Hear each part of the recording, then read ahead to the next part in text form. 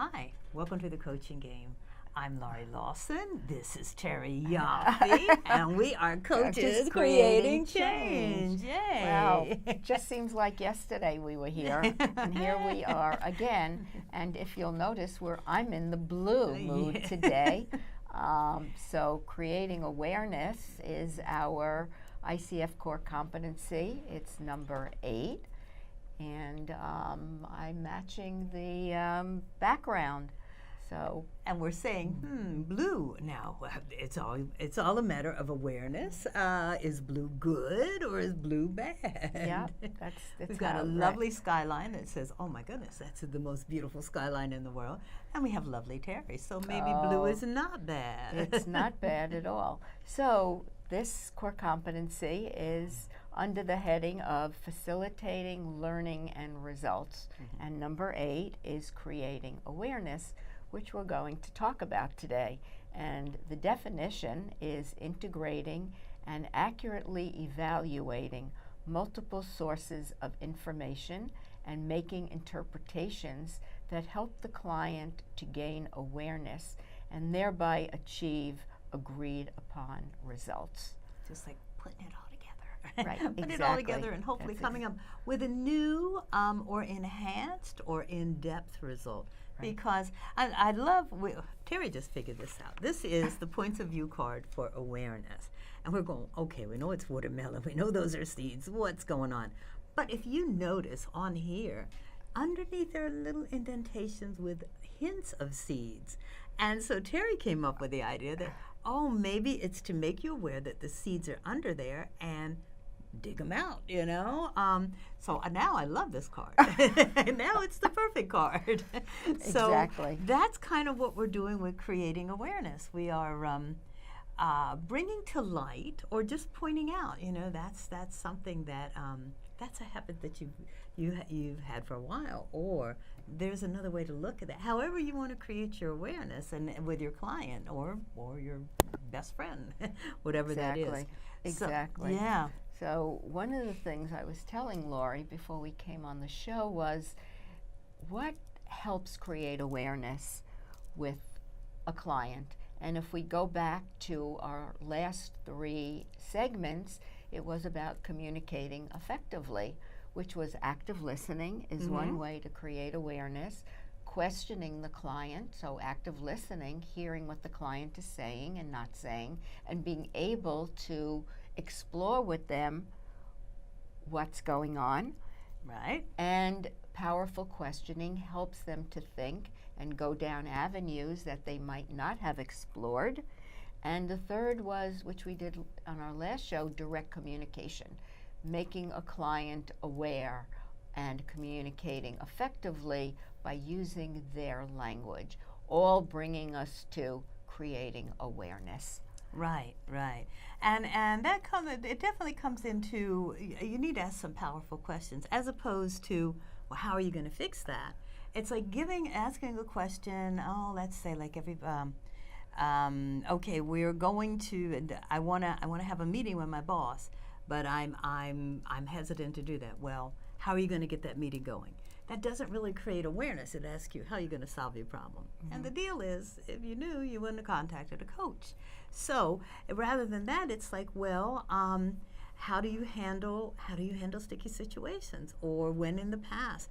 Just bringing to light a different way of looking or something. Right. Or it's like, okay, tell me why you're nervous, and then how else could you look at that meeting? Right. It's like this could be a great opportunity to get to know your boss, something like that. So,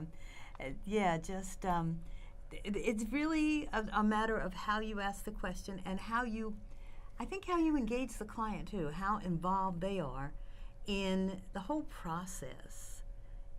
Yes, of the whole coaching relationship. Yeah, partnering with them. That goes back to co-creating the relationship. Yes, As you can see, everything is so beautifully orchestrated in these core competencies. It's one block for the other. So how do you engage? How do you gain trust? It goes back to the first thing is establishing the agreement, co-creating the relationship, which is establishing trust and intimacy, coaching presence, communicating effectively, and we come to facilitating the learning. So we've done all of that. Now we come to kind of the meat and potatoes of what happens here. Right. Well, I think what happened here. I think the meat and potatoes are kind of like the coaching in between all that stuff, and then it's like, well, what happened? What did we learn? How are we going to use it? And it's like, okay, before you get into designing an action plan, it's like, well, okay, what? My favorite question is, and what you want to ask the client or anybody who has had some kind of revelation, is like, well, what did you learn? What did you learn from this? And then if you want to take it even further, I call it the bonus cherry on the top. Then you go, okay, well, how can you use this learning in future or different situations? And it could be like, well, I learned that I'm making myself nervous before I even get started. So therefore, rather than think about the positive, I'm thinking about the negative. Okay, cool. That's a great lesson. Reflect it back. That's really good to know. How can you use that in future situations? And then you don't assume that people have learned what you've learned or what you think they've learned. It's so much better to just ask. It's like, what'd you learn? An easy way to do that is to say, well, what's your takeaway from today? Right. Exactly. What's your takeaway? My takeaway is that underneath that watermelon there are still seeds, and we can see it. I love it. I think that this is very telling about awareness. We can see the obvious, which are the pits on the watermelon. Everyone can see those. They're very obvious, and it goes with everything. Right. Oh, yes, this is obvious. I understand that. And then we look below the waterline. I love that. If you will. Yeah. And then it becomes a little more difficult to see awareness. Like to see that, and it took me a while to just stare at this and really start to see the dark indentations, which is the not so obvious. But once you point it out, it's like, oh my gosh, how did I not know that? Right, and they're all over. There. They're there. Yeah. But it took really looking at something and staring at it to say, wait a minute, this wasn't so obvious. And I think that goes with everybody. We definitely can see the surface, or what I'll say, the conscious. We're all aware of that. Right. But when you start to have the water line and you go below it, you don't see the conscious. And it's that part, from my perspective, that are the behaviors that people, clients, don't see. And that's part of the coach's responsibility, is to help them see what's not working for them. Absolutely. By everything we talked about, and making them aware through questioning, through listening, through being there, through the questioning, so they can start to kind of open the lens of their own mindset and perspective, and then say, wait a second, this isn't working. I think I'm going to shift. And it's all a matter of your awareness level. I love the story that's in the Points of View book, because with each card, and this is one of the cards, they have a great story. And it's just really two gentlemen are walking, and one goes, hold on, I hear something. And he hears a cricket that's under a stone, and he's moved it, and he moves the stone. And the other friend goes, how on earth did you hear that? Right. And he goes, I was listening for it. And then he goes, but let me show you. He goes, well, nobody else heard it. And he said, let me show you something. And he dropped a coin, and everybody stopped to look where the coin went. It's what you're attuned to hearing. And what's under this, I love this watermelon. What's under this watermelon and it is things that you're not really attuned, you're not trained to listen to. You're not really, or you know it, you might know it's there, but you just don't pay attention. So that's part of the coach's job, to bring that to the awareness, and whether you want to use it or not, that's your choice. Right, exactly. I have a great quote, an awareness quote from Abraham Maslow, who's a psychologist. What is necessary to change a person is to change his awareness of himself. And that's exactly that. I remember having a client, and when we started coaching, she was really negative in how she spoke.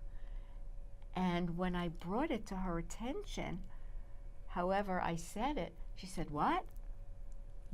She had no clue of her awareness of being negative, none whatsoever, until I pointed it out. And that became, the door kind of flew open for her, because she had no knowledge of how she was talking, interacting with others. And people do that with body image too. It's like, what? I didn't know that's how I was. When you are Right. like this, it's Right. like, oh, you're close. Nobody. Right. People are responding like, okay, she doesn't really want to.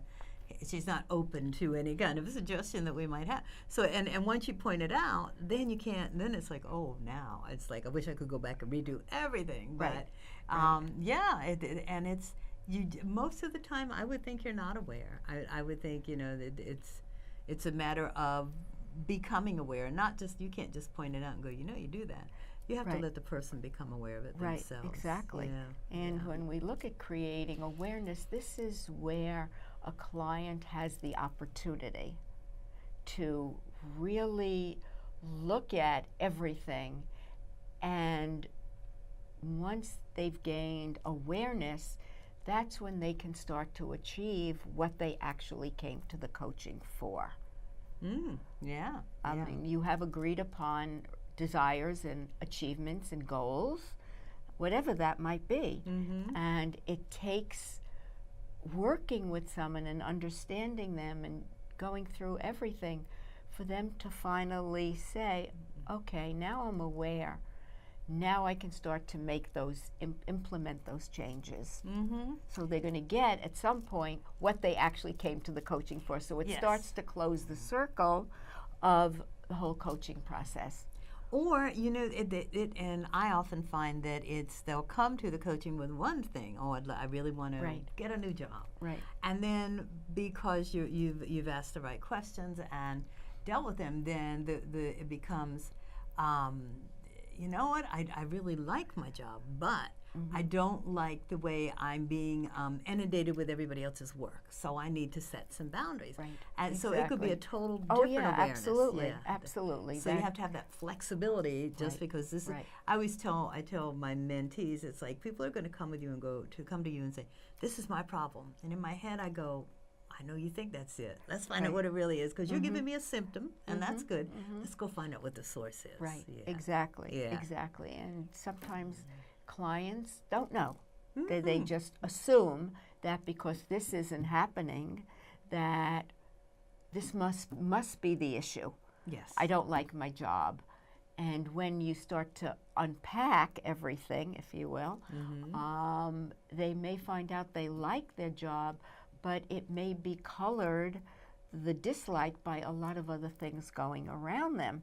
And once they can look at that, and if they can make those changes, as Laurie said, setting boundaries, talking to people, advocating for themselves, they may all of a sudden say, wow. Whole different game. Right, it's a whole different game. Whole Exactly, different game and a whole bunch. exactly. And we also chose like the learning card, which is, as you can see, this child has put her toe in the wrong slot at this point. But that's how you learn. It's like, so no experience is invaluble. In fact, right. the most valuable ones are the ones where you fail and you have to figure out, what went Exactly. wrong and how can I do this better, or or where you're not quite satisfied. So it's all a part of learning, and just because you shouldn't berate yourself just because you weren't aware. I mean, because that's how you're learning. That's Right. all part of the process that goes with that. Yes, and where's my learning? I love this by Leo Buscaglia, who is a writer. Change is the end result of all true learning. So it doesn't matter, if you see things that you don't think meant anything, or you discarded. Whatever we do where we think we failed, which is a word I don't like, but failure, I think there's a little quote that goes, there's no such thing as failure, it's only feedback. I love that. Right. Yeah. So yeah. everything is feedback. Yes. Whatever yes. happens, oh, this didn't work out. Okay, how can I learn from it? And what can I learn that made me aware? So I think they are, we picked both of them because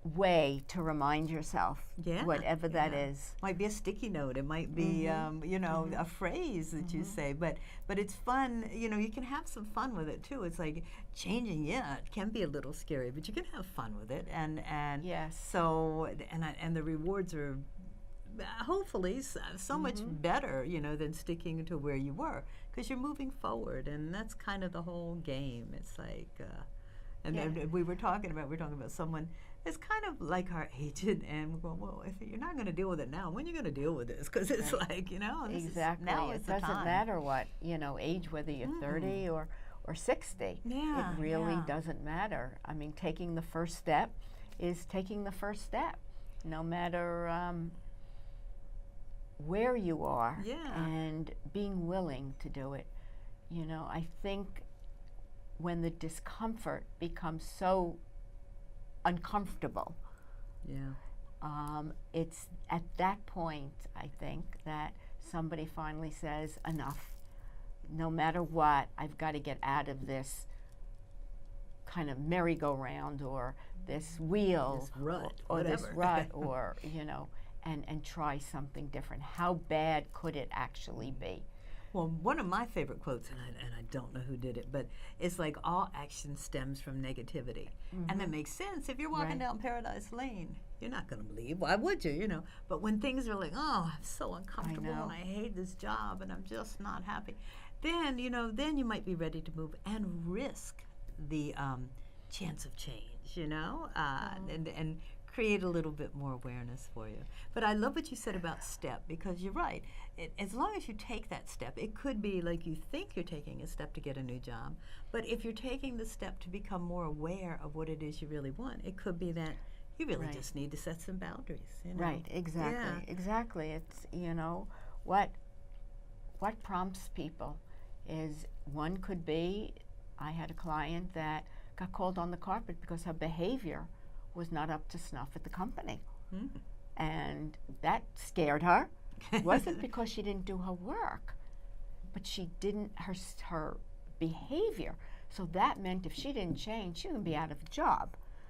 So that put a fire under her, where she had to find someone to really start to help her figure out what she was doing. That must be frightening when someone tells you must change. Well, it's so much better if the person's willing to change. They need to see it. Yeah, And in business today, people get away with all kinds of things. I mean, I'm sure we both hear it from clients. Yes. There are some cultures that allow bad behavior. Yeah. And it doesn't make it comfortable for the people that work there. Encourage it. Actually, I can think of all the scams where you're calling people and knowing you're telling them lies, and I don't fault you. I mean, I know you need the money, but it's like, they can't be comfortable. They can't be comfortable knowing you're doing that. So, and once your awareness is, well, whatever it is, then you're ready to do some learning, and see where else you could apply your talents and whatever else, or where else you can meet your goal of whatever that is. That might be fulfilling your inner child's need, or making money to pay the rent. But whatever, I think if you are willing to create some awareness and then go learn where you can use this awareness, I think you've got the secret ingredient going on there. And the other thing is what you just said, just tack on to, when people feel they're taking the first step, it emboldens them, empowers them. They feel powerful, whereas sitting and feeling sorry, they feel powerless and helpless. It's when they take that first step of, the awareness is, I need to do something. I need to take back my power. And taking the first step can really at least help somebody move along. Absolutely, and I'm going back to steps. I love that, because it's like, be careful not to overwhelm. It's like, you might have to do this in bite-sized chunks, or you might have to do. You don't have to end your session with, okay, here's how we're changing the world. It's like, okay, what's the first step you can take? what's something you can do tomorrow to Right. get you going? What's something you can do this week? Right. It doesn't have to be for the rest of your life. Let them get used a little bit to change and see, oh, I really didn't like that part of it. Well, how can we fix Right. that? How can we make that better for you? And just experiment a little. So be careful. We all, coaches, we all want to have those big aha moments where people are thanking you for the rest of their lives or dedicating books to you. Yeah, rarely. Right. And it's like, and if you do, then just remember, don't overwhelm because not everybody's ready for a huge. I certainly wasn't when I took Coach. I was like, what's going on here? What are you talking about? So you have to ease into it, but that's what a coach will help you do. And just ease into it. Yeah, and just again on that. One of the things I help people with is a lot of clients come to coaching with this, and I use Mount Everest because my friend climbed it, but they come looking at everything as Mount Everest, and that's so overwhelming, they don't know where to start. Yeah. And what I say is, let's take that down to mole-size pieces, little pieces which are you're able to handle, which you're able to deal with, and not look at this big, gigantic, overwhelming monster in front of you. I think that's what a lot of people do. It's like the end goal is here, and it's like, oh, the mountain is so high. Right. But if you chunk it up and go, we'll have to ask Vivian, your friend. It's like, what's the real terminology? But I'll go level by level. I know the mountains aren't that even, but if you just go one level at a time, then it becomes comparable. Right, exactly. Or you just take it to, I call it just little molehills. That, forget about, nobody's climbing Mount Everest. No, unless you've really trained for it. Right. But little molehills, everyone can take little molehills and deal with them one at a time.